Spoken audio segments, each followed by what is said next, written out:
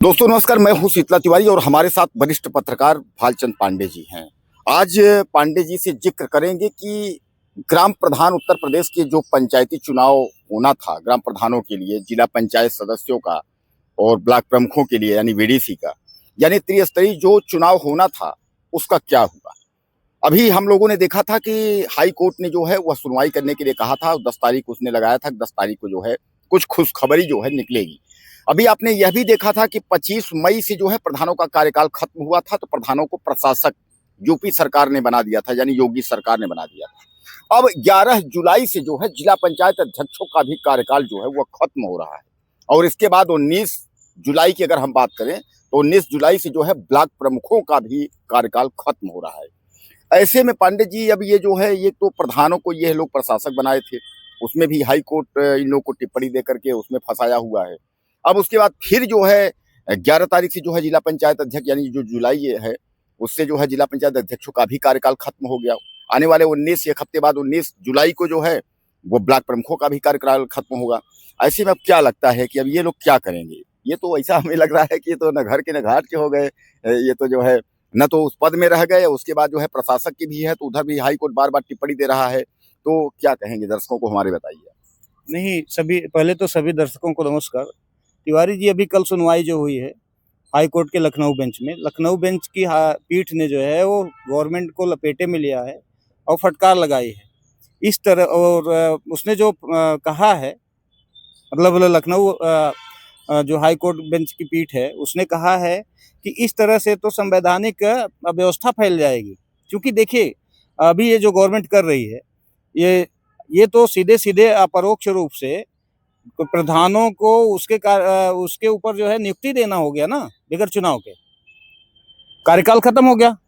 अब अगर उसकी जो कार्यकाल बढ़ाया जा रहा है, भले वो प्रशासक के रूप में ही बढ़ाया जा रहा है, ये तो अपरोक्ष रूप से या परोक्ष रूप से भी कह सकते हैं। इसके कार्यकाल को बढ़ाने का मतलब है कि उसकी नियुक्ति करना। ये कहीं न कहीं संवैधानिक रूप से उल्लंघन है संविधान का, और ये आने वाले भविष्य में फिर बहुत खतरनाक स्थिति बन सकती है ना। हम कह रहे हैं आज प्रधानों के साथ हो रहा है, जिला पंचायत अध्यक्षों का भी आज गवर्नमेंट ने जियो जारी करके उनके जो कार्यकाल को प्रशासक के रूप में फिर से आगे बढ़ा दिया है। ये अगर आने वाले भविष्य में इसी तरह चलता रहा तो कहीं न कहीं फिर विधायकों का जो है कार्यकाल खत्म हो जाएगा और राष्ट्रपति जो है वो बढ़ा देगा। तो ये कहीं न कहीं फिर धीरे-धीरे जो चुनावी प्रक्रिया है, लोकतंत्र का उल्लंघन हो जाएगा, लोकतंत्र प्रक्रिया का उल्लंघन हो जाएगा और आने वाले भविष्य में फिर एक अव्यवस्था सी फैल जाएगी, या कहें कि लोकतंत्र का हनन हो जाएगा। आज हाई कोर्ट ने कहा है गवर्नमेंट से कि आप क्या कर रहे हैं इसको जो है, और अच्छा, हाई कोर्ट ने जो है अपर सचिव को फिर से जो है आज फटकार लगाई है और अगली सुनवाई पर वीडियो कॉन्फ्रेंसिंग के जरिए उपस्थित होने के लिए जो है वो कहा है कि आप ऐसे नहीं आ सकते, वीडियो कॉन्फ्रेंसिंग के जरिए ही लेकिन यह है कि आप हाई कोर्ट की कार्रवाई में शामिल हों और जवाब दें कि आखिर आप इस तरह से कर रहे हैं, कब तक चुनाव कराएंगे। इस तरह की प्रक्रिया जो है, ऐसे तो आने वाले भविष्य में फिर तो जो भी गवर्नमेंट आएगी इसी तरह का करेगी। और ये कहीं न कहीं जो राज्य निर्वाचन आयोग है वो उसकी कहीं से पंगुता समझ में आ रही है। राज्य निर्वाचन आयोग कहीं सांस ही नहीं ले रहा, उसकी तो कहीं उपलब्धता ही समझ में नहीं आ रही है। तो क्या वास्तव में ये कहीं न कहीं जो संवैधानिक संस्थाएं हैं उनको पंगु बनाने का गवर्नमेंट का कहीं जरिया तो नहीं है? या आने वाले भविष्य में इसी तरह से लोकतंत्र का हनन तो नहीं है कि धीरे-धीरे आज प्रधानों के साथ, जिला पंचायत अध्यक्षों के साथ, ब्लॉक प्रमुखों के साथ, कल विधायकों के साथ और विधानसभा के साथ-साथ फिर पार्लियामेंट भी ऐसे करे, कार्यकाल खत्म हो जाए, किसी न किसी हिला-हवाली करते हुए कोई बहाना दिखा करके उनका कार्यकाल फिर एक्सटेंड कर दिया जाए, प्रशासक के रूप में नियुक्त कर दिया जाए फिर 1 साल के लिए। तो ये धीरे-धीरे बढ़ती जाएगी ना। ये कहीं न कहीं संवैधानिक या संवैधानिक जो व्यवस्था है उसका हनन है। तो कुल मिलाकर के आपने देखा कि अगर हाई कोर्ट यानी न्यायालय, न्यायपालिका न हो तो सरकारें जो है वो मनमानी हो जाती है। योगी सरकार को जो है इसका जीता जागता उदाहरण है। यानी योगी सरकार की ये जो रवैया है ये ठीक नहीं लग रही है। बहरहाल पांडे जी, हमारे दर्शक ये जानना चाहते हैं कि इसमें फायदा किसको है? इस तरीके की जो रवैया अपनाई जा रही है, जो राज्य सरकार या राज्य निर्वाचन आयोग, लेकिन राज्य निर्वाचन आयोग की तो भूमिका चुनाव करवाने की है। आखिर राज्य निर्वाचन आयोग की चुप्पी तो बहुत कुछ बताती है।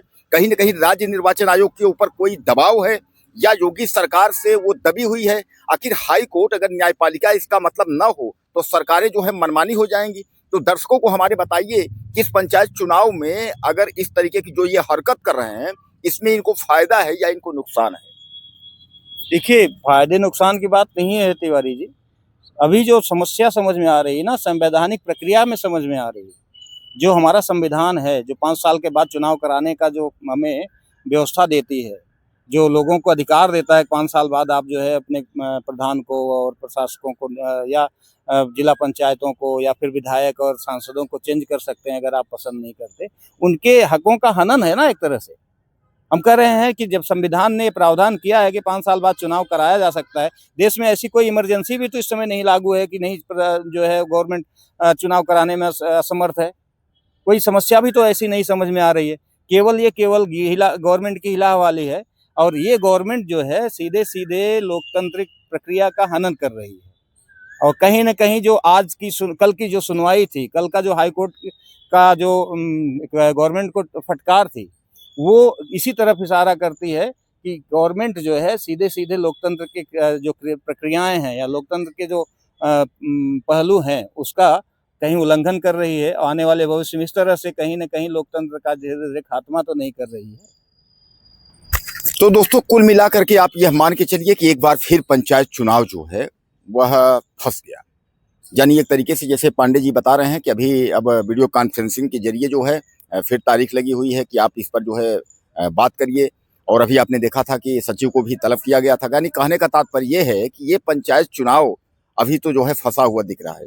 पांडे जी लास्ट एक सवाल आपसे और है कि हमारे दर्शकों को बताइए कि फिर हमारे दर्शक खासकर ग्राम प्रधान और जिला पंचायत और बीडीसी यानी ब्लॉक प्रमुख यानी ये कार्यकाल इनके पूरे हो गए हैं। अब ये त्रिस्तरीय के लोग जो चुनाव लड़ना चाहते हैं और जो चुनाव पहले से वर्तमान में है वह भी लड़ना चाहते हैं, ये लोग क्या करें? तैयारी करें कि फिर ये लोग क्या करें, इनके समझ में नहीं आ रहा है। तो हमारे दर्शकों को आप एक लाइन में बताइए कि क्या है? नहीं, गवर्नमेंट के ऊपर दबाव तो है, चूँकि हाई कोर्ट जिस हिसाब से टिप्पणी की है, हाई कोर्ट ने जिस हिसाब से गवर्नमेंट को लताड़ लगाई है, जिला निर्वाचन कहें कि जो राज्य निर्वाचन आयोग को भी लपेटे में लिया है।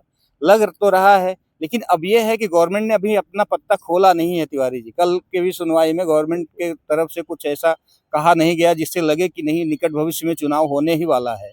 तो इसलिए जो हमारे दर्शक हैं, जो चुनाव लड़ना चाहते हैं या लड़ने के मूड में हैं, तो वो कहीं न कहीं अभी अपने आप को सँभाल के रखें और ये नवंबर के पहले चुनाव नहीं हो सकता। गवर्नमेंट की जो चुप्पी है, ये बता रही है कि नवंबर के पहले कहीं भी चुनाव नहीं होगा। चलिए बहरहाल दर्शकों पांडे जी ने कहीं न कहीं इशारा आपको नवंबर कर ही दिया है। पिछले एक दो वीडियो में हमने आपको ये बात कही थी कि अगर चुनाव होगा त्रिस्तरीय तो नवंबर-दिसंबर में यानी चुनाव हो सकता है, बरसात के बाद ही। तो कहीं न कहीं इनका इशारा जो है नवंबर-दिसंबर तक, लेकिन इन्होंने ये इशारा आपको और किया है कि गवर्नमेंट की जो चुप्पी है यानी योगी सरकार की जो चुप्पी है वो ठीक नहीं है और योगी सरकार की जैसे चुप्पी खुलती है तो आपके लिए खुशखबरी आ सकती है। बहरहाल आप लोगों की क्या राय है इस पर? ज़्यादा से ज़्यादा आप टिप्पणी करें और चैनल को सब्सक्राइब करें। अगले वीडियो में फिर मिलते हैं।